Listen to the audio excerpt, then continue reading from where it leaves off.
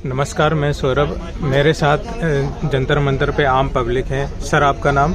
मेरा नाम मनोज स्वराजी है। सर, आप आने वाले लोकसभा चुनाव में आप किसको प्रधानमंत्री देखना चाहिए? उसमें क्या गुण होना चाहिए जो हमारे देश के नए प्रधानमंत्री बने? क्या होना चाहिए? सौरभ जी, सबसे पहले मैं एक बात कहूंगा आपसे।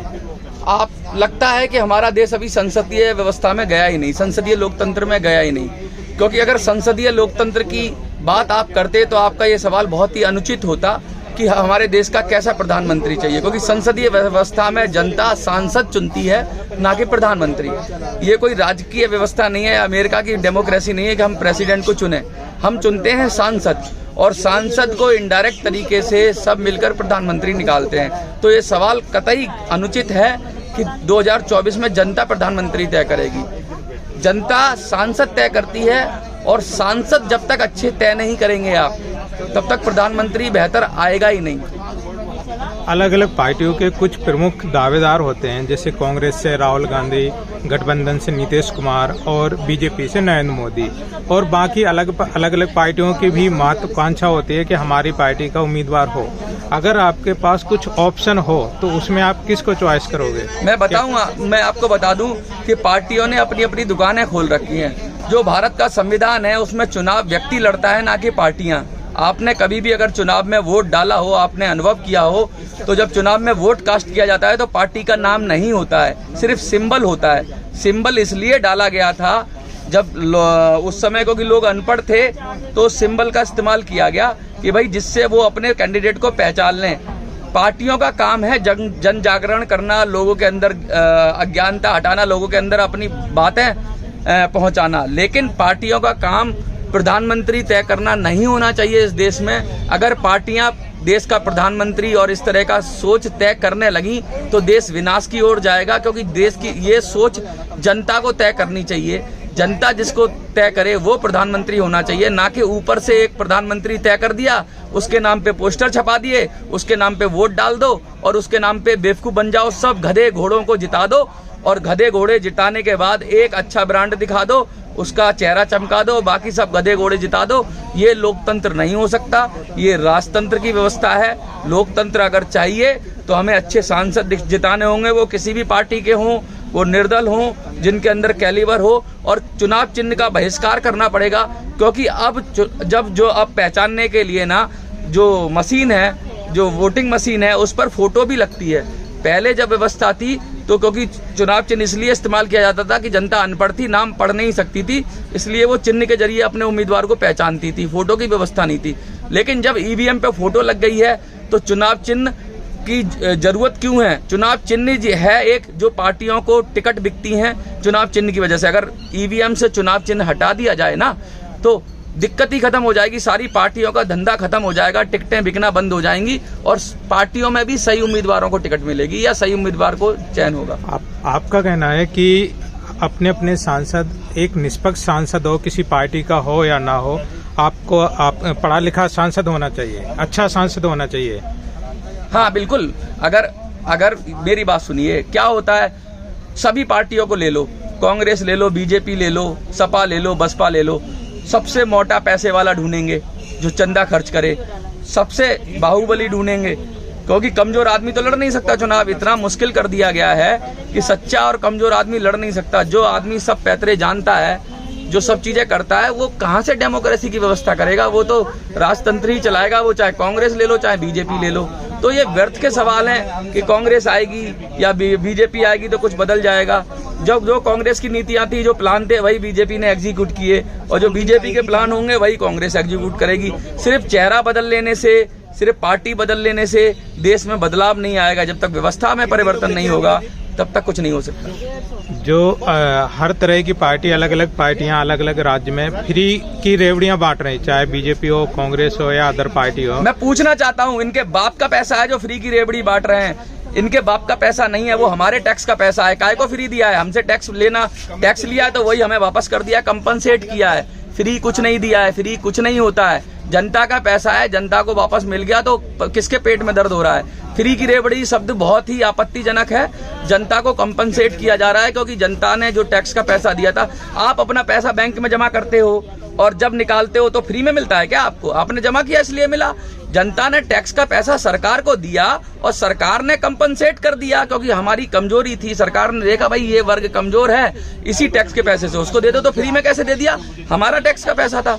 जो बोलते हैं वो झूठ बोलते हैं कि फ्री में देते हैं। अलग अलग पार्टियों का आरोप है कि चुनाव के टाइम कर्जा माफी, महिलाओं को 2-2 हजार रुपये और फ्री राशन और बसों का फ्री यात्रा, ये सब लुभावने वादे होते हैं। चुनाव के समय क्यों करते हैं और ऐसा करने से उन पार्टियों को फायदा होता है? क्यों ना करें, क्यों ना करें? अगर जनता के लिए, वेलफेयर के लिए, या तो वेलफेयर स्टेट शब्द हटा दो आप, वेलफेयर के लिए लुभावने वादे जो आप शब्द इस्तेमाल कर रहे हो, कह दो कि वेलफेयर के लिए नहीं चले करेंगे। तमाम तरीके से वेलफेयर होता है, अलग अलग तरीकों से वेलफेयर होता है। एक नया तरीका ऐसा स्वीकार करो कि भाई मैंने बस में टिकट फ्री कर दी, ठीक है, वेलफेयर है। और भी तो योजनाएं चलाते थे कि फलाने के 2000 फीस माफ हो जाएगी, 3000 माफ हो जाएगी, वजीफा मिल जाएगा, तरह तरह की योजनाएं चलती हैं। ये भी एक तरह की वो योजनाएं कुछ लोगों को मिल पाती थी, ये ज्यादा लोगों को मिल जा रही हैं। थोड़ी कम मिल रहा है लेकिन ज्यादा लोगों को मिल जा रही हैं। आपका कहना है कि जो फ्री की योजना है वो फ्री नहीं है, वो वेलफेयर योजना है और लगातार होना चाहिए। हाँ, वेलफेयर स्टेट में, या तो फिर कहो, वैसे तो मेरा मानना ये है कि स्टेट का काम वेलफेयर होता ही नहीं है। स्टेट का काम, अगर कोई कहता ना वेलफेयर, जब भी वेलफेयर करोगे तो किसी वर्ग का करोगे, सबका कर नहीं सकते आप, क्योंकि 500 आदमी में से 5 आदमी का भला करोगे तो 495 परेशान होंगे कि भाई इनको क्यों मिल रहा है। चाहे वो रिजर्वेशन की बात करो या किसी भी चीज की बात करो, जब कुछ कम लोगों को दिया जाता है तो दूसरा वर्ग नाराज हो जाता है। इसलिए स्टेट का काम न्याय व्यवस्था होनी चाहिए और समानता होनी चाहिए, ना कि किसी वर्ग को उठाना और किसी वर्ग को दबाना। ये काम स्टेट का कतई नहीं होना चाहिए। स्टेट किसी वर्ग को ना, लोग अपनी मेहनत से, अपनी ताकत से उठें, लेकिन जो वेलफेयर का काम वो स्टेट ना करे। सिर्फ स्टेट एक काम कर दे कि न्याय दे दे, सबको न्याय दे दे, सबको समान अवसर दे दे, इतना कर दे। जब स्टेट वेलफेयर करेगी तब इस देश के अंदर बंटवारा होगा, तब लोगों के मन में घृणा पैदा होगी। ये वेलफेयर के कारण ही तो सारे झगड़े हैं। एक समाज वेलफेयर ले जाता है, दूसरा समाज ताकता रह जाता है। क्या है ये देश के अंदर? ये बंटवारे की राजनीति है। वेलफेयर के नाम पे कुछ लोगों के बीच में, जैसे बिल्लियों की लड़ाई में बंदर रोटी खा जाता है ना, तो जनता को वेलफेयर के नाम पे लड़ा दो। तू हिंदू, तू मुसलमान, तू दलित, तू ओबीसी, तू ये, फिर वेलफेयर स्कीम चला दो। वो कहेगा इसको मिल गया, वो कहेगा उसको मिल गया। क्यों चला रहे हो? सबको समान अवसर दे दो ना। सब अपने आप अपना मेहनत करेंगे, अपना खाएंगे। किसी समाज को क्यों ज्यादा आप प्लस करते हो, किसी को क्यों माइनस करते हो? ये गलत व्यवस्था है और इसमें झगड़े होते रहेंगे। जैसे मणिपुर में अभी हुआ, लगातार हो रहे हैं। ये जिस व्यक्ति की भी सोच है ना, वो उसकी व्यक्ति की सोच को उसने पूरे देश के अंदर ये बंटवारे की सोच डाली। समाज के अंदर समानता की जगह उसने डिस्क्रिमिनेशन डाल दिया इस तरह से। आपके अनुसार, आप एक समाज सेवी हैं, एक पत्रकार हैं, आपके हिसाब से देश को आगे जाने के लिए क्या क्या आज की डेट में कमी है जो दूर होना चाहिए? देखिए, देश कभी आगे नहीं जाता, लोग आगे जाते हैं, देश अपने आप आगे बढ़ जाता है। लोगों का जीवन स्तर अच्छा हो जाना चाहिए। कोई देश अच्छी सड़कें बना देने से, अच्छी बिल्डिंगें बनाने से नहीं होता। लोगों का जीवन स्तर अच्छा होना चाहिए, लोग अच्छी बुद्धि वाले होने चाहिए, लोग शांति प्रिय होने चाहिए, लोगों की मेंटालिटी बढ़े। आजकल तो हमारे नेता भाषण देते हैं गरम गरम, कोई फलानी जाति के नाम पे तेरे से वो हो रहा है, कोई फलाने धर्म के नाम पे तेरे से हो रहा है, सब उकसा रहे हैं। कोई मोहब्बत की दुकान खोल रहा है, कोई नफरत की दुकान खोल रहा है, कोई हिंदुओं का भला कर रहा है, कोई मुसलमानों को भला कर रहा है। अरे सबका भला कौन करता है? कोई अपने वोट बैंक को साध रहा है, कोई अपने वोट बैंक को साध रहा है। जब इस तरह की पार्टी का मतलब पार्ट यानी टुकड़ा, एक टुकड़ा कभी पूरे होल की बात कर नहीं सकता। पार्टियां देश को टुकड़ा कर सकती हैं, देश को जोड़ नहीं सकती। देश को जोड़ने के लिए ट्रू लीडरशिप चाहिए, जो पार्टियों से कभी आ नहीं सकती, क्योंकि पार्टियों का सीमित दृष्टिकोण होता है, सीमित आइडियोलॉजी होती है, एक विचारधारा होती है, और एक विचारधारा वो सबको अपने रंग में रंगना चाहते हैं। लेकिन देश तो बगिया है, यहाँ तो हजारों विचारधाराएं हैं।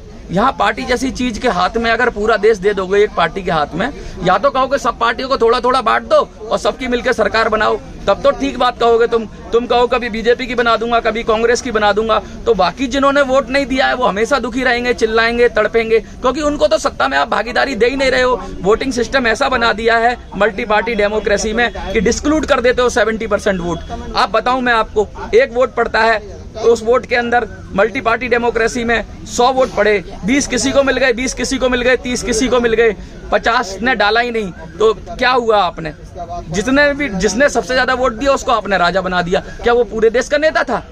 नहीं था वो पूरे देश का नेता। वो पूरे देश का नेतृत्व कभी कर ही नहीं सकता, क्योंकि सबने उसको वोट नहीं दिया। 70% से लगभग तो लोग वोट ही नहीं करते जो आदमी को हम प्रधानमंत्री बनाते हैं। तो काय का प्रधानमंत्री? वो 30% का प्रधानमंत्री है, वो कांग्रेस का हो चाहे वो बीजेपी का हो, जिस भी पार्टी का है वो 30% का प्रधानमंत्री है, वो सभी लोगों का प्रधानमंत्री नहीं है। ये व्यवस्था गलत है, इस व्यवस्था को चेंज करने की जरूरत है। इसीलिए मैं अक्सर 26 जनवरी बिल की बात करता हूँ। जो आप बिल की बात करते हैं उसमें क्या है? क्या हम सीधा सीधा ये कह रहे हैं भाई, डिस्क्लूड मत करो, चुनाव मत करो, जुड़ाव करो। अब चुनाव और जुड़ाव में फर्क बता दूं। चुनाव का मतलब होता है 4 लड़े, सबसे ज्यादा ऊपर आ गया, उसको ले लिया, उसको चुनाव कह दिया। जुड़ाव का मतलब अलग अलग स्तर पे, जैसे आप प्रतियोगिता करते हो, आप उसमें फर्स्ट सेकंड थर्ड रखते हो, सबको एकोमोडेट करते हो। भाई फर्स्ट को फर्स्ट प्राइज मिलेगा, सेकंड को सेकंड मिलेगा, थर्ड को थर्ड प्राइज मिलेगा। ऐसा थोड़ी ना कि फर्स्ट वाले को सब कुछ मिल जाएगा और सेकंड वाले को 0, एक सिकंदर बाकी बंदर, ऐसा तो नहीं है ना।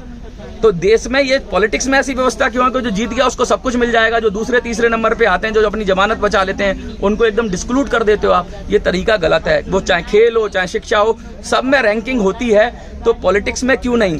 अगर एक जगह वोट पड़े और मान लो 50,000 वोट एक को मिले और एक को मिले 49,999, तो 50,000 में ज्यादा लाल लग गए। जो तुमने उसको MP बना दिया या MLA बना दिया, और 49,999 में बहुत ज्यादा कमी हो गई, जो आपने उसको बिल्कुल डिस्क्लूड कर दिया कि तू हारा हुआ। इस देश में किसी को हराना नहीं चाहिए। इस देश में पहला दूसरा नंबर तो कर सकते हो आप, लेकिन किसी को जब हारा हुआ कहते हो तो लोकतंत्र में किसी को हारा हुआ नहीं कह सकते। और जब आप हार जीत तो युद्ध में होती है, तो लोकतंत्र से हमें हार और जीत को निकालना पड़ेगा। हमें यह कहना पड़ेगा भाई तू पहले नंबर पे है, ठीक है, तुझे थोड़ी ज्यादा शक्ति मिलेगी, जो दूसरे नंबर पे उसे थोड़ी कम मिलेगी, लेकिन शक्ति समुचित डिसेंट्रलाइजेशन होना चाहिए, सबको मिलना चाहिए। ये है 26 जनवरी बिल। ठीक है मनोज सर, आपसे जो बातचीत करने में आम जनता को जो सही राय है वो आपके माध्यम से और न्यूज चैनल के माध्यम से। देखिए, ये मेरी आइडियोलॉजी, मेरा पॉइंट ऑफ व्यू है। कुछ लोग अलग सोच सकते हैं, कुछ लोगों को राहुल गांधी अच्छा लग सकता है, कुछ लोगों को प्रधानमंत्री नरेंद्र मोदी अच्छे लग सकते हैं, लेकिन मैं कहता हूँ यार, जब लोकतंत्र संसद से देश चलता है, संसद सुप्रीम है, तो संसद ढंग से चुन लो। अगर आपने संसद ढंग से चुन ली तो प्रधानमंत्री अपने आप अच्छा आएगा। बीज ढंग से बोलोगे तो पौधा वृक्ष अपने आप होगा। वृक्ष को देख के बीज बोओगे। कर्म करे जा, फल की चिंता मत कर। कर्म ढंग से करो, बस यही कहता हूँ। सांसद ढंग से चुनो, प्रधानमंत्री अच्छा ही आएगा। मनोज जी, आपने जो राय दी उसके लिए आपके आभारी। नमस्कार। बहुत बहुत शुक्रिया आपका।